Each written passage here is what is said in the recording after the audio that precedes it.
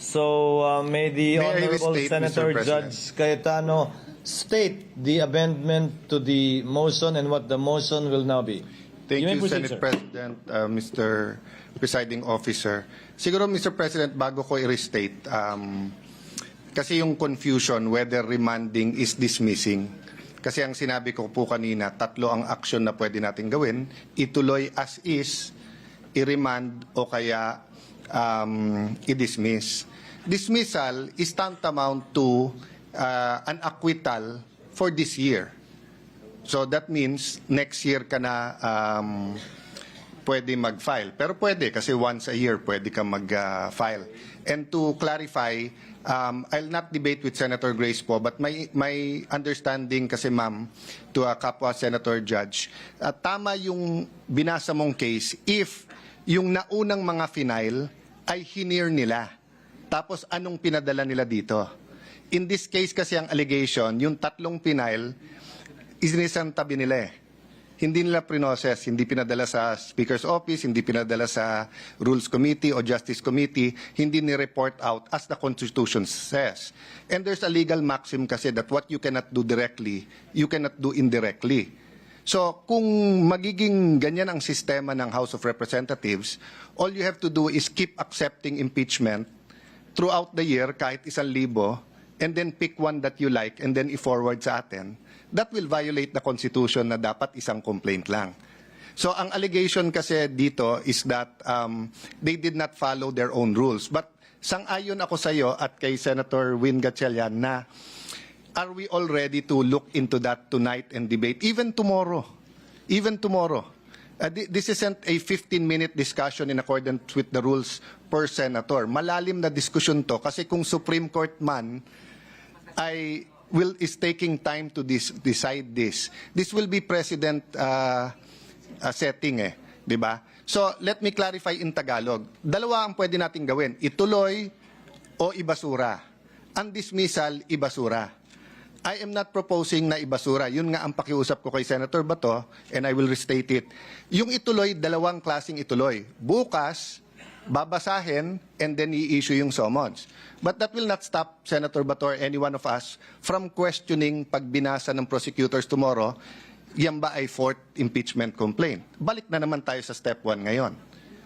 Yung remand ay ibalik. Ibalik sa House at and maybe I can state it, Mr. President, no? So ang aking pong amendment ay ibalik sa House at ipa-certify sa House na number 1, including the circumstances, na hindi nila violate yung Constitution in entertaining more than one impeachment complaint in 1 year. Number 2, na interesado silang ituloy ang impeachment complaint. At pangatlo, yung tatlo yun, di ba? Yung pangatlo, Mr. President, is really the judges nung 20th eh. Kung anong gusto nilang gawin. So nasa atin yon, hindi sa House, no? Ang problema, Mr. President, hindi ang 19th Congress ang sasagot nito, yung 20th Congress. Kasi kahit sumagot bukas na gusto nilang tumuloy at i-certify nila, paano kung yung 20th Congress ibalik naman? So I'm open to an amendment to my amendment. I'm just saying I think there is wisdom now in not dismissing it, and there's nothing lost na ibalik ito sa Kongreso at ayusin nila yung isasubmit sa atin. I-reiterate ko yung sinabi ko po kahapon o nung isang araw. Hindi nating kasalanan na last day of session, February 5. Marami po tayong kasalanan, hindi tayo naghuhugas kamay. Pero hindi natin kasalanan na last day final, na yung pang-apat ang final, at nag-e-eleksyon habang final. So that is why there is wisdom in remanding it rather than dismissing it or rather than ituloy natin bukas as if walang nangyari. Just a last point. I don't agree totally with Brother Robin na hindi natin ginawa yung legislative agenda, yung mga ipapasa. Pero nakita naman po natin, BICAM report na lang po eh. The reality is, kung tutuloy natin yung debate until 10, 11 tonight, pagdating natin bukas mag-impeachment court, lahat ng mga BICAM na yon balik to square one. At marami doon ay sayang. Pwede na talagang i-take up kaagad-agad, Mr. President. So the amendment is instead of dismissing, is ibalik sa Kongreso and then subject to style, no? I-certify ng Kongreso na hindi nila nilabag ang konstitusyon in more than one filing, and number two, na interesado silang ituloy at sino yung nakatakdang prosecutors nila, Mr. President. Just to clarify, yung binabanggit po ninyo, Ginoo, na interesado pa at gusto pang ipursige ng Kongreso ang impeachment complaint na ito ay tumutukoy sa 20th Congress, hindi ng 19th Congress. In my opinion, Mr. President, kasi kahit sumagot ang 19th na they're interested, they cannot bind the 20th Congress.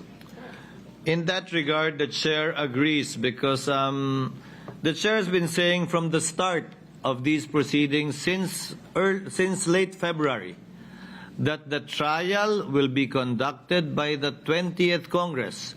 Given the lateness of the hour that the impeachment complaint was filed, the most that the 19th Congress can do would be to issue summons and require the Vice President to answer the charges against her, and such other orders that we can make in the 19th Congress that may be used by the 20th Congress once it proceeds to trial.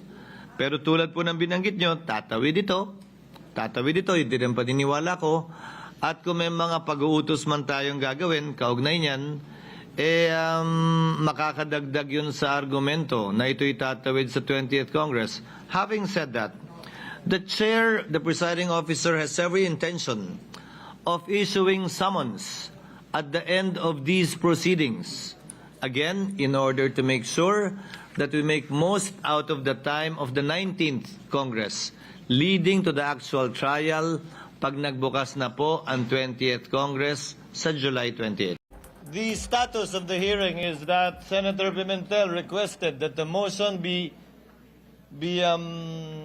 reduced into writing, which Senator Cayetano did earlier. Sir President, should I read it for the record or ask the Secretariat to read it for the record? No, Senator Judge Cayetano, will you please read it into the records before we divide the House and put the matter to a vote? Thank you, Mr. President. Senator Cayetano, you may proceed. Mr. Presiding Officer, I move to amend the motion of Senator De La Rosa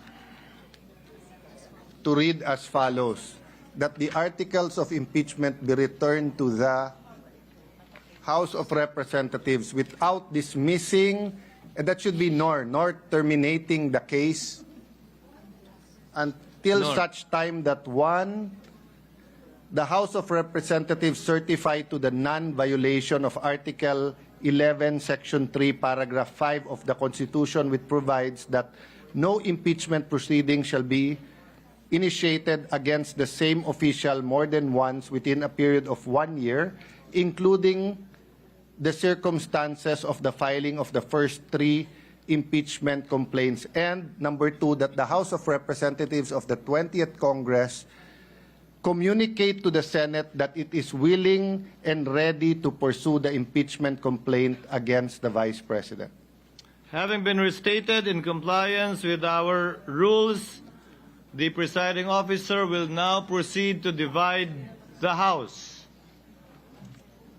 Should anyone desire to explain their vote, he or she may do so after the vote has been taken. All those in favor of the motion of Senator Cayetano, as read and as you can see in the screens before you, please raise your hands. Kindly.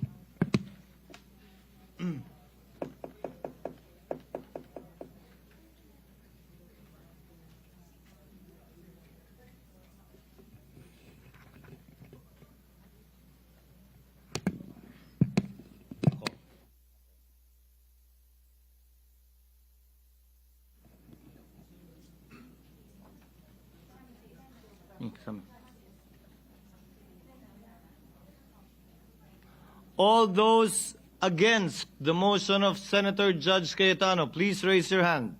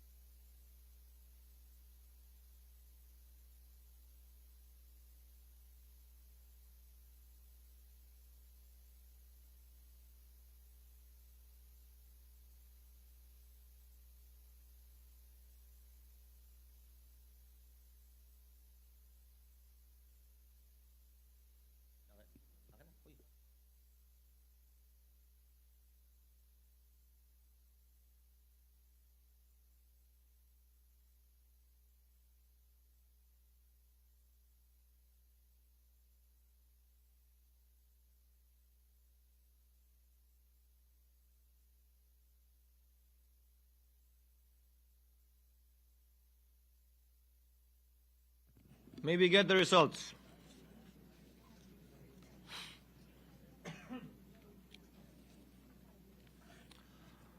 With 18 affirmative votes, 5 negative votes, 0 abstention, the motion of Senator Cayetano is carried.